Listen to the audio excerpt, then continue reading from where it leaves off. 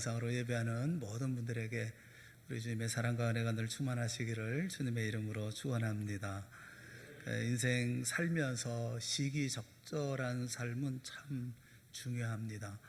전도서 3장 1절에 보면 범사의 기한이 있고 천하만사가 다 때가 있나니 그렇게 말씀하죠. 날 때가 있고 죽을 때가 있고 또 심을 때가 있는가 하면 심은 것을 뽑을 때가 있습니다. 울 때가 있고 웃을 때가 있으며 또 슬퍼할 때가 있고 춤출 때가 있죠. 사랑하는 여러분, 울어야 할 때 울 줄 알고 웃어야 할 때 웃을 줄 알고 또 분노해야 할 때 분노할 줄 알고 또 춤춰야 할 때 춤출 줄 아는 것, 그건 참 중요한 것이죠. 그렇다면 여러분, 지금은 어떤 때입니까? 지금은 웃어야 할 때입니까? 울어야 할 때입니까? 분노해야 할 때입니까? 춤춰야 할 때입니까? 코로나19로 영상 예배를 드리면서 웃고 계시다면 또 즐거이 춤추고 계시다면 뭔가 잘못된 것입니다. 어쩌면 지금은 자신의 게으른 신앙생활을 돌아보며 울어야 할 때이고 하나님이 아니라 세상이 중심된 내 가정을 돌아보며 슬퍼해야 할 때가 아닙니까? 세상의 본이 되어야 할 한국교회가 세상의 눈총과 손가락질을 받고 있음에 스스로 분노하고 그리고 가슴을 쳐야 할 때가 아니겠습니까? 울어야 할 때 웃고 있고 분노해야 할 때 춤을 추고 있다면 거기에는 아무런 소망도 없을 것입니다. 오늘 시편 126편 5절 6절 말씀을 보면 눈물을 흘리며 씨를 뿌리는 자는 기쁨으로 거두리로다. 울며 씨를 뿌리러 나가는 자는 반드시 기쁨으로 그 곡식단을 가지고 돌아오리로다. 우리에게 정말 귀한 교훈을 우리에게 말씀해 주고 계셔요. 1절에 말씀하고 있는 그러니까 우리는 꿈꾸는 것 같았도다 라고 하는 우리라고 하는 사람들이 그 주인공들이죠. 이들은 지금 역사의 열매 앞에 서 있는 사람들입니다. 인생의 여정에서 열매를 보면서 서 있는 사람들이죠. 눈물로 씨를 뿌렸던 옛적 모든 기억들을 돌이켜 생각하면서 감격의 눈물을 흘립니다. 눈물로 씨를 뿌린 결실을 손에 들고 그리고 감격하고 그리고 기뻐하면서 표현할 수 없는 황홀감을 꿈꾸는 것 같았도다 라고 환호하고 있는 것이죠. 이 마음, 이 기분을 알려고 하면 먼저 이 말씀의 배경을 알아야 할 거예요. 유대가 죄악으로 크게 부패하고 하나님 앞에 죄를 범하자 하나님이 유대를 바벨론 손에 넘겨버리셨습니다. 죄값을 받은 거죠. 그런데 모든 이스라엘 백성들 100%가 다 범죄한 것은 아닙니다. 그 중에 소수의 경건한 사람들이 있었습니다. 이들은 나라와 민족을 위해서 눈물을 흘리며 탄식했습니다. 어떻게 해서든지 쓰러져가는 나라의 운명을 다시 회복시켜 보려고 몸부림을 쳤습니다. 하지만 이들만의 힘으로는 도저히 막을 수가 없었죠. 하나님은 이 소수의 경건한 사람들이 그렇게 울부짖음에도 불구하고 나라를 완전히 황폐화시켜 버렸습니다. 하나님을 섬기는 경건한 자들을 일컬어서 남은 자라고 말하고 있는데 이 남은 자들이 그 와중에 이스라엘 백성들과 함께 바벨론의 포로로 끌려가게 되어졌던 것입니다. 바벨론 포로 생활은 그야말로 눈물의 날들이었습니다. 하루하루가 고통스러웠습니다. 숨막히는 지옥이었죠. 종종 바벨론 사람들은 유대 사람들을 끌어다가 자기들의 놀이개감으로 삼았습니다. 이들은 강가에 둘러앉아서 유대 사람을 불러내어서 노래하라, 춤을 춰라, 별의별 희롱을 다 했습니다. 더욱이 성전에 악기를 들고 하나님을 찬양하는 대신에 술 취한 이들의 주흥거리가 되어야 했을 때는 그 나뭇가지에 악기를 걸어놓고 통곡을 했었습니다. 어떤 때는 에스더서에 나오는 것처럼 유대 민족 전체가 멸족을 당할 큰 위기를 겪어서 밤낮 없이 금식하고 머리에 티끌을 뒤집어 쓰고 통곡하면서 탄식하고 부르짖었던 그런 때도 있었죠. 이 모든 것이 이들에게는 눈물의 시간이었습니다. 이들이 당하는 모든 재난을 마치 쑥과 담즙을 물에 타서 마시는 것 같은 아주 견딜 수 없는 쓴 잔이었습니다. 하지만 이들에게는 한 가닥의 빛이 있었습니다. 그것은 예레미야나 이사야나 에스겔이나 또는 다니엘이나 위대한 당시의 선지자들이 한 가지 하나님이 주신 희망의 메시지를 전해 주었기 때문에 그렇습니다. 그것은 70년이 지나면 이 포로 생활이 끝난다라는 것이었습니다. 포로 생활을 하고 있었던 경건한 주의 백성들은 이제 한 가지 선택을 해야 했었습니다. 70년이 지나면 고국으로 돌아간다고 하는 한 줄기 빛과 같은 하나님의 약속의 말씀을 믿고 이 고통을 그대로 감수하며 나갈 것이냐, 아니면 선지자들의 말을 무시하고 불신하고 현실과 타협할 것이냐, 이 기로에 섰던 것입니다. 이스라엘 백성들 가운데 많은 사람들이 현실 타협주의자로 전락해버리고 말았습니다. 하지만 경건한 남은 자, 이 소수의 사람들은 70년이라는 약속을 굳게 믿고 아주 작은 조그마한 불빛처럼 가물거리는 하나님의 약속을 바라보고 캄캄한 어두운 길을 눈물로 고통스러움을 참아가면서 그 형계의 길을 걷기로 결단했던 거죠. 하나님은 언제나 그러하시는 것처럼 성실하셔서 그의 입에서 나오는 말씀이 하나도 헛되이 돌아가는 법이 없습니다. 마침내 70년이 차니까 바벨론 정권을 뒤엎었던 고레스 왕이 그 힘없는, 존재조차 찾아볼 수 없는 유대 민족에게 고국으로 돌아가도 좋다고 하는 놀라운 메시지를 선포했던 겁니다. 그래서 이스라엘 백성들이 춤을 추면서 수백씩 혹은 수천씩 기쁨으로 고국으로 돌아갔던 거죠. 이 고향으로 돌아가는 사람들은 유대에서 잡혀왔을 때 엄마 등에 업혀서 왔던 그런 애들이었든지, 아니면 바벨론 포로 당시 그곳에서 태어난 그런 사람들이었습니다. 모두가 다 경건한 신앙인의 후예들이었죠. 부모의 믿음을 이어받고 바벨론에서 남이 모르는 눈물을 흘리면서 고단하고 괴로운 포로 생활을 끝까지 믿음을 지키면서 감수했던 경건한 하나님의 백성들이었습니다. 이 사람들이 지금 돌아오고 있는 겁니다. 돌아오면서 지난 70여 년의 눈물 생활을 돌이켜보면서 지금 하나님을 찬양합니다. 이들은 70년의 포로 생활을 눈물로 씨를 뿌렸다, 이렇게 표현합니다. 그리고 지금 고국으로 돌아오는 이 생활을 일컬어서 기쁨으로 단을 거둔다라고 표현한 것이죠. 멀리에 예루살렘 언덕이 보이자 이들은 마치 꿈을 꾸는 것 같았습니다. 이게 꿈인가 생신가? 여러분, 고난이 크면 클수록, 고난을 겪은 고통이 심한 사람일수록 기쁨이 더 크지 않겠습니까? 눈물을 많이 흘린 사람일수록 그 결과로 찾아오는 그 기쁨은 더 감격스럽지 않겠습니까? 이들이 그랬습니다. 고국으로 돌아오면서 너무나 그 고통이 컸기 때문에 하나님이 주신 자유의 기쁨은 더없이 감격스러웠습니다. 그들의 입에는 웃음이 가득했고 그들의 혀에는 찬양으로 가득했습니다. 주변에 많은 나라 사람들이 고개를 설레설레 흔들면서 기적이야, 기적이야, 하나님의 대사를 행하셔서 기적이야, 사람의 힘으로 할 수 없는 일이 일어나서 그저 다 감탄했죠. 그때 고국으로 돌아오는 이스라엘 백성들이 한 가지 분명한 확신을 갖습니다.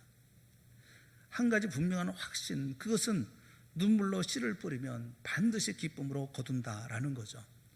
포로생활 70년을 통해서 그들은 분명히 이 한 가지 진리를 체득한 사람들이었습니다. 뒤집어 얘기하면 눈물로 씨를 뿌리는 것이 없다면 기쁨으로 단을 거둘 것이 없다는 거죠. 이것이 하나님이 가르쳐 주신 영구불변의 진리라는 것을 그들은 분명하게 확인했던 것입니다. 이 진리는 그때로부터 3000년이 지난 오늘날도 조금도 변함이 없는 하나님의 진리입니다. 자연계도 진리이고 신앙의 세계도 똑같습니다. 이것은 진리입니다. 많이 심는 자는 많이 거두고 적게 심는 자는 적게 거둔다. 사람이 무엇으로 심든지 그대로 거두리라. 눈물 없이 참 기쁨은 찾아오지 않는다. 눈물로 씨를 뿌리지 않으면 거둘 것이 없다. 이 모든 말을 한마디로 요약하면 눈물의 파종이 없으면 기쁨의 추수가 없다. 이게 진리인 거죠. 이 진리는 온 세상 일반 원리이기도 합니다.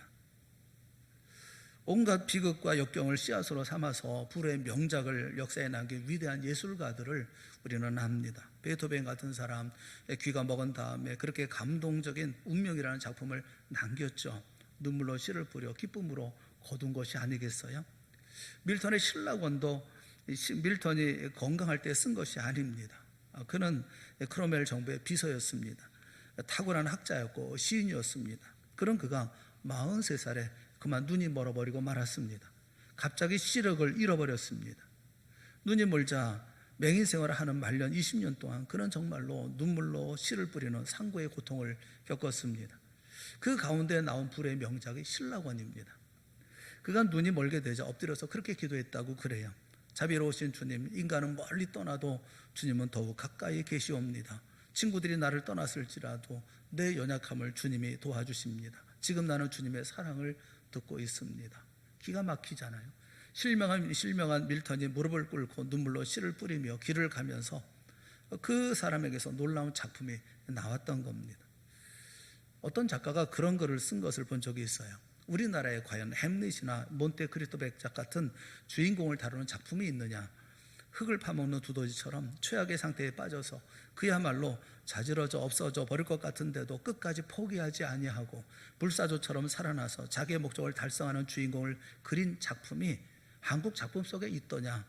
거의 없다. 그 이유는 민족성이 그만큼 약하기 때문이다 라는 얘기를 했어요. 저는 나름 일리가 있다는 생각을 합니다.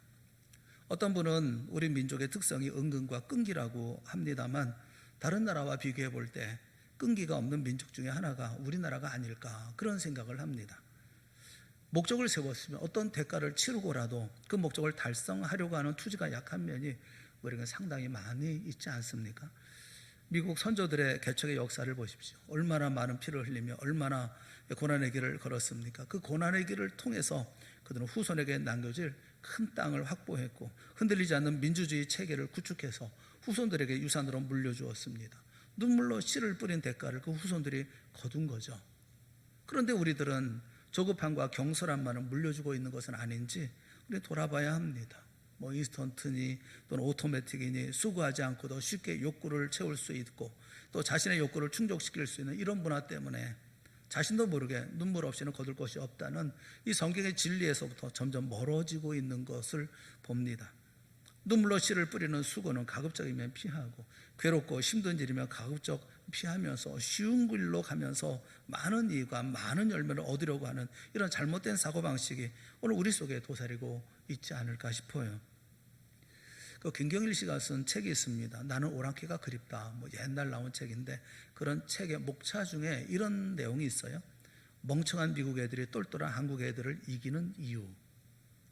멍청한 미국 애들이 똘똘한 한국 애들을 이기는 이유가 있답니다. 그 이유가 뭐냐면 미국 애들은 절대로 과정을 생략하는 법이 없다는 겁니다. 어떤 과정이든지 그 과정을 반드시 짚고 넘어가고 반드시 지나가도록 한다는 겁니다. 우리는 빨리빨리 월반을 외치고 학원에 다니고 선행학습을 하고 그러지만 미국 애들은 그렇게 하지 않는다는 겁니다. 그래서 똑똑한 한국 애들을 이긴다는 겁니다. 거기에 보면 또 목차 가운데 이런 게 있어요. 아인슈타인은 때려서 만든 인물이냐? 아인슈타인은 때려서 만든 인물이 아니라는 겁니다. 우리 애들처럼 공부 못한다고 매를 맞는 법이 없다는 거예요.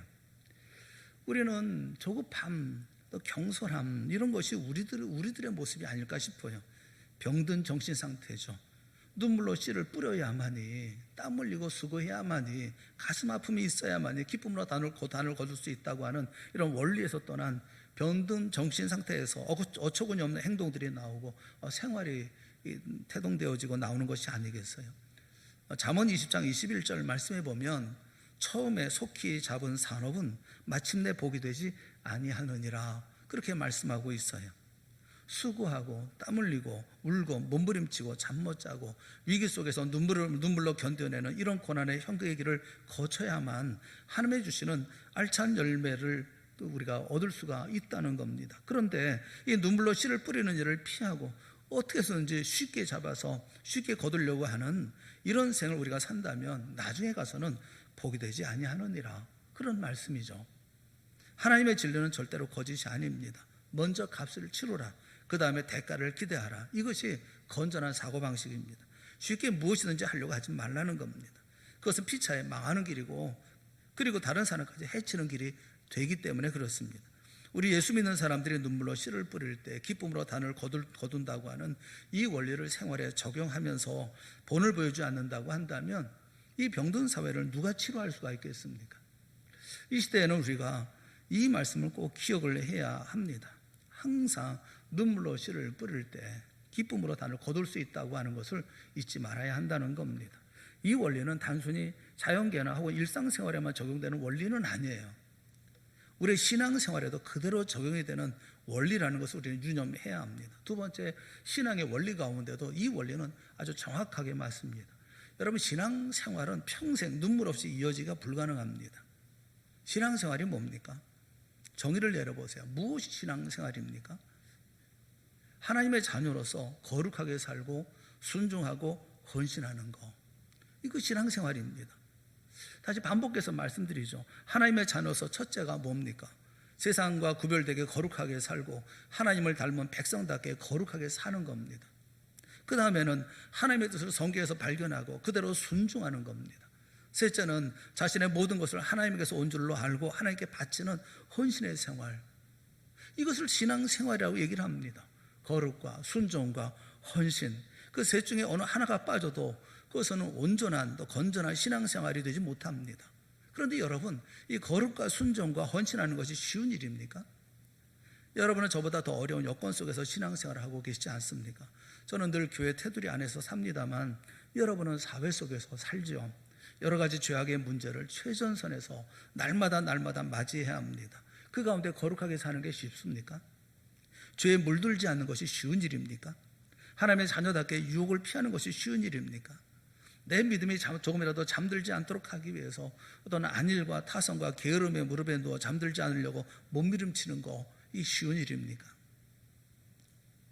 교회에 모여서 예배드리지 못하고 영상 예배를 드리는 지난 8개월 동안 제게 참 많은 감동의 눈물을 흘리게 하는 분들이 계십니다. 현장 예배에 모든 위협을 무릅쓰고 나와서 마스크를 쓰고 앉아 예배하는 분들을 보면 정말 감사하고 정말 감사해요. 코로나19로 온 세상이 두려움에 사로잡혀 있는데, 그런데 주님 앞에 예배해야 한다는 오직 하나, 그 일념으로 오셔서 그래서 그 자리에서 예배하는 분들을 보면 너무너무 감사해요. 그리고 저를 울리는 분들이 또 계십니다. 온라인으로 헌금을 보내오시는 분들이에요. 코로나 때문에 혹은 멀리 이사하셔서 예배에 어쩔 수 없이 참석도 하지 못하고 계시면서도 온라인으로 헌금을 보내오시는 분들이 계셔요. 그분들의 이름을 하나하나 보면 그냥 가슴이 뭉클합니다. 간절한 마음으로 영상으로 예배드리는 그분들의 모습이 눈에 아주 선해요. 사랑하는 여러분, 오늘 이와 같이 코로나 시대에 우리가 당한 이런 일들 속에 현장 예배를 드리는 것이라든지 혹은 온라인으로 헌금을 보내는 일이나, 이게 어느 것 하나 쉬운 일이 있습니까? 스코틀랜드의 스필가고 역사가였던 토마스 칼날이라는 사람은 그런 말을 했어요. 사람이 형통할 때 그 형통을 끝까지 버틸 수 있는 사람이 몇 명일까? 아주 역경을 당할 때 그 역경을 끝까지 버틸 수 있는 사람이 몇 명일까? 그러면서 이렇게 말했어요. 역경을 끝까지 버틸 수 있는 사람이 100이라고 한다면 형통에서 끝까지 버틸 수 있는 사람은 한 사람 정도다. 그런 얘기를 했어요. 무슨 말인가 하면, 안일함과 평안함, 일확 천금의 세상 물결이 막 쏟아져 들어올 때, 지와 함께 들어올 때 그것을 막을 만한 힘을 가진 사람, 충분히 이것을 잘 받아내면서 자기 신앙 인격을 조금 더 흔들리지 아니하고 신앙생활을 흔들리지 않을 사람이 100 중 하나라는 거죠. 오히려 가난과 어려운 역경 가운데 눈물로 견디고 버텨내는 사람이 오히려 100이나 훨씬 더 많다, 그런 얘기 아니겠어요? 그렇다면 여러분께 묻고 싶어요. 여러분은 잘 버텨내고 계십니까? 지금 이렇게 힘들고 어려운 때이기 때문에, 그래서 더 간절함을 가지고 더 거룩히 이루기 위해서 더 순종하면서 헌신하면서 삶을 살아가고 계십니까? 눈물로 간절함으로 버텨내고 계시는 겁니까? 여러분, 코로나19 시대에 거룩하게 사는 것이 쉬운 일입니까? 눈물 없이 가능한 일입니까? 사람 중에는 가책 없이 죄를 범하고도 눈물이 없는 이들이 있어요. 심각한 문제라고 생각해요. 영상으로 예배를 드릴 때 정장하고 겸손하고 거룩하게 예배당에서 예배드리는 것처럼 예배드리는 분들을 보면 너무너무 감사하고 너무너무 사랑스럽죠. 쉽지 않겠다, 그렇게 생각합니다. 그런 예배드리는 부모를 보면서 아이들이 그렇게 얘기하지 않습니까? 뭘 그렇게까지 예배드릴 게 뭐 있습니까? 그냥 편안하게 집에서 예배드리는 건데 편안하게 예배드리시죠. 누가 보는 것도 아닌데 이러면서 얘기하잖아요. 그런데 예배 순서에 맞춰가지고 일어서고 앉고 그러면서 예배드리는, 이게 쉬운 일이겠어요? 사랑하는 여러분, 여러분은 거룩하게 살고 계십니까? 거룩하게 살기 위해서 애쓰고 노력하십니까? 여러분, 이런 삶을 사는 것이 눈물 없이 어떻게 거룩하게 삶을 살 수가 있겠어요? 바벨론의 더러운 흙탕물에 빠지지 않으려고 몸부림쳤던 이들의 이 의로운 신앙인들이 눈물로 참고 견뎌내지 않고서 어떻게 거룩을 이루어낼 수가 있겠어요? 오늘 같은 시대에 내 거룩을 지켜나간다고 하는 게 얼마나 힘든 일이겠습니까? 또 하나님의 뜻에 순종하는 것이 쉬운 일입니까? 그게 눈물 없이 되는 일인가요? 세상 모든 사람들이 손가락질을 하고 험한 말을 할 때 성경책을 옆에 끼고 교회 나와서 예배드리거나 또는 음식을 앞에 놓고 식당에서 기도하고 그리고 음식을 드는 일이나 드시는 일이나 그게 뭐 쉬운 일입니까? 우리가 주의 말씀에 순종하며 살아간다는 게 그게 눈물 없이 가능한 일입니까? 여러분, 헌신하는 일은 쉽습니까? 현장 예배 드릴 때 헌금하는 것도 쉽지 않죠. 그런데 영상으로 예배 드리면서 온라인으로 헌금하는 게 그게 쉬운 일입니까? 입으로는 날마다 주여 내 생명도 주의 것입니다, 내 생애도 주의 것입니다, 내 모든 재물도 다 주님의 것입니다 고백하고도 여러분 실제로 주님 앞에 내놓으라고 할 때 그거 쉽던가요? 이게 눈물 없이 되는 일입니까? 고통 없이 가능합니까? 보십시오. 신앙생활이라고 하는 것은 눈물 없이는 절대로 되지 않는 겁니다. 내 주를 가까이 하려 하면, 여러분 그러잖아요. 내 주를 가까이 하려 하면 그 다음에 뭐예요? 십자가 짐 같은 뭐예요? 고생이나. 쉽지 않다는 거예요. 쉽지 않은 일입니다. 이거야말로 눈물로 씨를 뿌리는 일인 거예요. 오늘 이 시대에 수많은 성도들이 왜곡된 신앙생활을 하고 있다는 생각을 합니다. 교회가 잘못 가르쳤다면 또 교회 지도자들이 심판받을 일이 아니겠어요? 신앙생활은 절대로 편한 길이 아닙니다. 눈물의 현곡을 걸어가는 길이에요. 어떻게 거룩하게 사는 일이 쉬운 일입니까? 어떻게 하나님께 순종하는 일이 쉬운 일입니까? 어떻게 헌신하는 일이 쉬운 일입니까? 눈물 없이 될 수 있는 일이 없어요. 예수님은 신앙생활에 모험이셨습니다. 주님은 세상에 계실 때 얼마나 철저하게 우리에게 모험을 보이셨는지 아십니까? 주님은 세상과 절대로 타협하지 않으셨습니다. 죄를 끌어들이지 않는 경건한 분이었습니다. 거룩한 삶을 위해서 스스로 철저하게 단속하셨죠. 뿐만 아니라 그분은 절대적으로 순종하셨던 분입니다. 겟세마네 동산에서 주님은 기도하셨어요. 누가복음 22장 42절 말씀에 보면 이 잔을 내게서 옮기시옵소서, 그러나 내 원대로 마시옵고 아버지의 원대로 되기를 원하나이다. 예수님이 수가성 여인을 만났을 때 제 아들이 식사를 준비해가지고 왔죠. 주여 배고픈데 드십시오 했더니 예수님께서 요한복음 4장 34절 말씀에 보면 예수께서 이루시되 나의 양식은 나를 보내신 이의 뜻을 행하며 그 일을 온전히 이루는 이것이니라. 순종하셨어요. 주님이 일생 동안 순종하는 삶을 한 걸음 한 걸음 재가시면서 걸어가셨던 분입니다. 주님은 완전한 헌신자였습니다.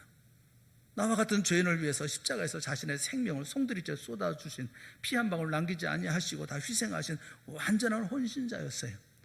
아버지와 내 영혼을 아버지 손에 맡기나이다 하며 자신의 모든 것을 맡기셨습니다. 예수님은 가장 모험적인 신앙인이었습니다. 거룩과 순종과 헌신에서 우리가 따라가야 할 모험자죠. 예수님은 그 같은 모험적인 신앙생활을 하기 위해서 많은 눈물을 흘리셨습니다. 혼자서 한적한 곳에서 제 아들을 떼어놓고 기도하기 위해서 산을 올라가셨습니다. 무슨 기도를 하셨을까요? 히브리서에 보면 통곡하시며 하나님 앞에 눈물로 기도하시고 부르짖었다 말씀을 합니다. 히브리서 5장 7절에 있는 말씀을 우리 한번 다 같이 한번 읽어봤으면 좋겠어요. 다 같이 시작. 그는 육체에 계실 때에 자기를 죽음에서 능히 구원하실 이에게 심한 통곡과 눈물로 간구와 소원을 올렸고 그의 경건하심으로 말미암아 들으심을 얻었느니라.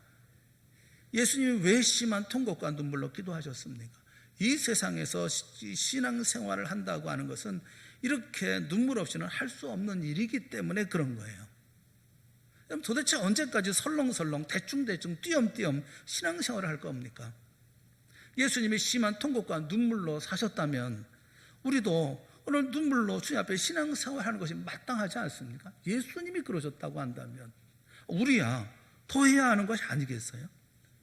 코로나19 시대에 더욱 바짝 정신을 차려서 자신의 건강을 지키고 주의 말씀에 순종하고 주 앞에 헌신의 삶을 우리는 더욱 힘있게 살아가야 되는 건 아닙니까? 이 몹쓸병이 이제 찾아오거나 그러면 우리는 저항하죠. 그리고 불평합니다. 왜 내게 이런 일이 있을까 하고 고치려고 애를 씁니다. 좋은 병원, 큰 병원, 그리고 고칠 수 있는 의사 다 찾아다니면서 열심히 애를 씁니다. 그런데 오랜 시간 지나가면서 암을 이겨내신 분들의 이야기를 들어보면 그분들이 쓴 책의 내용이라든가 보면 그분들은 함께 가는 거다, 그렇게 우리에게 교훈해 줘요. 어떤 분들은 그렇게 얘기하죠. 손님처럼 대하라. 내게 그런 지병이 오거나 내게 이런 환난이 오거나 어려움이 오면 그냥 함께 가는 거. 여러분, 그렇지 않으면 어떻게 살겠어요? 코로나19 시대예요.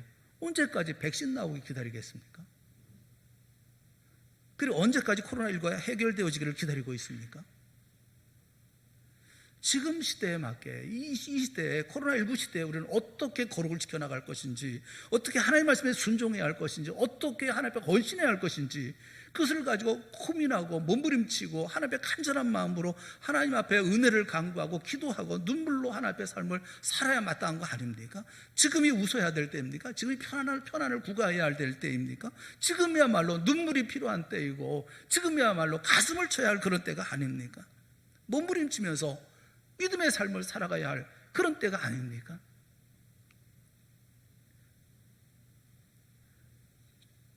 세상은 눈물을 가리켜서 연약함의 상징이라고 생각을 합니다. 그런데 성경은 그렇게 말씀하지 않습니다. 오히려 강함의 상징으로 말씀을 합니다. 눈물은 강한 거다. 눈물을 흘리는 자가 강하다. 왜 그런지 아십니까? 거룩하게 살려다가 실패하자 골방으로 들어가서 하나님의 옷자락을 붙들고 부르짖습니다. 그때 하나님이 그 모든 불의함을 씻어주시고 그에게 다시 힘을 주시기 때문에 그래요. 세상에서 말씀대로 살려다가 실패하고 쓰러집니다. 골방으로 들어가서 주님의 무릎을 끌어안고 말없이 흐느낄 때 주님이 위로해 주시고 그의 약함을 다시 강하게 해주시기 때문에 그렇습니다. 감사가 사라지고 헌신이 바로 되지 아니할 때 주여 나로 하여금 주님 위해 살게 하여 주시옵소서 할 때 우리 주님은 우리의 영안을 열어주셔서 나를 위하여 준비하신 영광스러운 하늘의 상급을 보여주시면서 아낌없이 주를 위해 살도록 해주시는 것이죠. 신앙생활의 눈물을 우리는 강하게 합니다. 이 눈물은 할 수 없어서, 약해서, 어쩔 수 없어서, 당해서, 그래서 물러서서 비겁하게 돌아서서 흘리는 눈물이 아니라 이걸 기어코 이뤄내야 되겠다고 하는 그런 눈물이기 때문에 그렇습니다.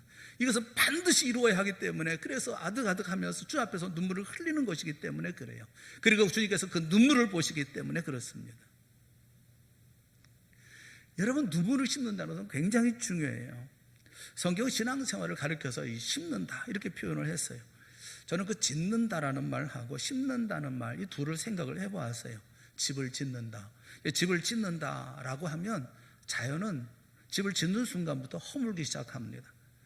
1년이 다 되지 않아서 금이 가고 먼지가 앉고 조미 들고 조미 먹고 등록이 쓸고 깨지고 하는 거죠. 짓는 것이란 그런 거예요. 신앙생활을 이렇게 짓는다라고 하지 않은 것이 참 감사해요. 신앙생활을 성경은 오히려 심는다, 씨를 심는다, 이렇게 심는다라고 표현해요. 여러분, 씨 하나를 땅에 심으면 자연은 드디어 돋기 시작합니다. 허물기 시작하는 게 아니라 돋기 시작합니다. 그래서 싹이 나고 잎이 나고 줄기가 나고 꽃이 피고 열매가 맺도록 자연은 끝까지 돕습니다. 열매를 맺을 때까지 끝까지 돕습니다. 이것이 심는 작업에서 나타나는 과정이에요. 사랑하는 여러분, 신앙생활은 심는 겁니다. 우리가 시작하고 눈물로 씨를 뿌리면 그 다음에 자라게 하시는 이는 하나님이십니다. 마지막 열매를 맺을 때까지 쉬지 않고 성장시켜 주시는 축복을 주십니다. 여기에 눈물이 필요하죠. 하나님은 눈물을 보시고 그 신앙생활이 완숙해질 수 있도록 이끌어 주십니다. 눈물이 메마른 자는 신앙이 자라질 않아요. 그 눈물로 그 뿌리는 그 수고로움을 우리 피하면 그 가운데 성장을 기대할 수가 없어요. 성도들 가운데 생전 남을 위해서 일을 해보지 않다가 구역에 교회의 구역장이라든지 임원이라든지 봉사자든지 무슨 직임을 맡고 일을 하면서 이분들의 눈에 눈물을 자주 봅니다. 드디어 울 줄 아는 사람이 된 거죠. 어려움을 당하는 이들을 생각하면서 해결할 수 없는 일을 앞에 두고 기도의 골방에서 하나님 앞에 우는 사람이 됩니다. 노력하다 안 돼서 지쳐버릴 때 주님 앞에 우는 사람이 됩니다. 가슴이 컬컬하고 답답하고 무엇인가 좀 손에 잡고 싶은데 잡히지 않을 때 하나님 앞에 우는 사람이 됩니다. 그 수고로움, 어떤 때는 밥을 굶어가면서, 어떤 때는 잠을 자지 못하면서, 어떤 때는 친구가 무엇이고 다 사양하고 나 혼자 시간을 갖고 괴로워하면서, 어떤 때는 하나님의 말씀을 붙들고 몸부림치면서 우는 사람이 됩니다. 씨를 뿌리는 수고를 하는 거예요. 이런 간절함을 가져 주 앞에 서는 거예요. 이런 사람이 신앙이 점점점 자라나는 거죠. 왜요? 심는 것이 있기 때문에 자라는 겁니다. 열매를 맺을 때까지 계속 자라는 겁니다. 그리고 반드시 추수 때가 오는 거예요. 갈라디아서 6장 9절 말씀에 보면 우리가 선을 행하되 낙심하지 말지니 피곤하지 아니하면 때가 이르매 거두리라 라고 말씀하고 있어요. 반드시 거둘 때가 옵니다. 여러분, 그런데 문제는 우리는 그런 간절함이 없어요. 그렇게 안타까워하지 않아요. 그냥 시간을 보내요. 그냥 거기에 맞춰서 흘러 내려갑니다. 아니요, 우리는 생명 있는 사람들이다. 생명 있는 사람들은 거슬러 올라가는 사람들이, 흘러가는 사람들이 아닌 거예요. 시대의 조류에 따라서 코로나19 시대에 맞춰서 흘러가는 사람들이 아니라, 그래서 백신이 나올 때까지 기다리고 모든 문제가 해결될 때까지 기다리는 것이 아니라 우리는 거슬러 올라가는 사람들인 겁니다. 믿음을 지켜나가려고 애쓰는 사람들인 겁니다. 예배드리기 위해서 몸부림치는 사람들인 겁니다. 기도하기 위해서 애쓰고 노력하는 사람들인 겁니다. 그게 심는 거예요. 그렇게 심을 때 열매가 있는 거예요. 신앙생활은 씨를 뿌리는 겁니다. 눈물로 씨를 뿌리는 겁니다. 사랑하는 성도 여러분, 저는 여러분 중에서 이 눈물로 씨를 뿌리는 괴로움을 기피해서 나중에 주님과 함께 거두어야 할 그 아름다운 추수에 동참하지 못하는 분들이 계실까 두렵습니다. 한 사람도 그런 분이 없기를 바랍니다. 눈물로 거룩한 삶을 사십시오. 눈물로 거룩한 삶을 회복하십시오. 순종해야 할 때 어떤 손해를 보고라도 눈물로 순종하는 삶을 살아가십시오. 순종의 삶을 회복하십시오. 헌신의 기회가 왔을 때 오직 주님만 바라보고 눈물로 헌신하십시오. 섬기며 헌신하는 삶을 회복하십시오. 마침내 추수의 영광에 참여하게 되어질 것입니다. 마침내 추수의 풍성함을 얻게 되어질 것입니다. 마침내 추수의 배부름을 누리게 되어질 것입니다. 오늘 우셔야 돼요. 오늘 눈물의 씨를 뿌려야 되는 거예요. 사랑하는 여러분, 여러분이 주님 위해 헌신하는 거, 주님 위해서 몸부림치는 거, 주님 위해서 눈물 뿌리는 거, 주님 위해서 땀 흘리는 거, 반드시 주님께서 기쁨의 단으로 거두게 하십니다. 그 사실을 꼭 믿으시기 바랍니다. 예수 믿는 것이 무엇인지 생각하십시오. 눈물을 씹는 겁니다. 간절함을 씹는 겁니다. 안타까움을 씹는 겁니다. 최선의 노력으로 몸부림치며 주 앞에 믿음의 삶을 회복시켜 나아가는 겁니다. 그것이 바로 코로나 시대에 우리가 해야 할 일인 것입니다. 우리 모든 성도들이 눈물로 씨를 씹는 것처럼 눈물로 심고 그 가운데 아름다운 열매, 풍성한 열매, 그리고 기쁨의 열매를 거두는 우리 모두가 될 수 있기를 주님의 이름으로 축원합니다. 우리 시편 126편 5절과 6절에 있는 말씀 마지막 한 번 더 우리가 한번 같이 읽어보고 그리고 설교를 마치겠습니다. 우리 같이 보겠습니다. 시작. 눈물을 흘리며 씨를 뿌리는 자는 기쁨으로 거두리로다. 울며 씨를 뿌리러 나가는 자는 반드시 기쁨으로 그 곡식단을 가지고 돌아오리로다. 아멘. 할렐루야. 함께 기도하겠습니다. 사랑의 하나님 아버지, 코로나19 시대에 우리가 오랜 동안 방황도 하고 어떻게 해야 할지 우리가 참 힘든 날들을 보내왔습니다. 그러나 이제 우리로 하여금 결단하게 하시고 결심하게 하여 주시옵시고 더 이상 방황하지 않게 하시고 더 이상 머뭇거리지 않게 하여 주시옵시며 우리가 가야 할 길을 걸어갈 수 있도록 은혜 베풀어 주시옵소서. 이제 후로는 우리 모두에게 주님께서 오시는 이런 축복의 아름다운 역사, 기쁨의 곡식단을 거두게 되는 날 분명히 있을 줄 믿습니다. 믿음을 가지고 오늘도 눈물로 씨를 뿌리는 일 우리가 두려워하지 않게 하여 주시옵시고 피하지 않게 하여 주시옵시고 간절하고 그 모든 길에서는 우리 동산의 모든 성도들이 되게 하여 주시옵소서. 모든 성도들이 거룩하기를 원합니다. 순종하기를 원합니다. 헌신하는 자들이 되어질 수 있기를 원합니다. 온전한 신앙의 삶을 오늘도 아름답게 꽃 피어나가는 우리 동산의 모든 성도들 다 되게 하여 주시옵소서. 예수님의 이름으로 기도드리옵나이다. 아멘. 우리 다 같이 자리에서 일어나셔서 우리 338장 찬송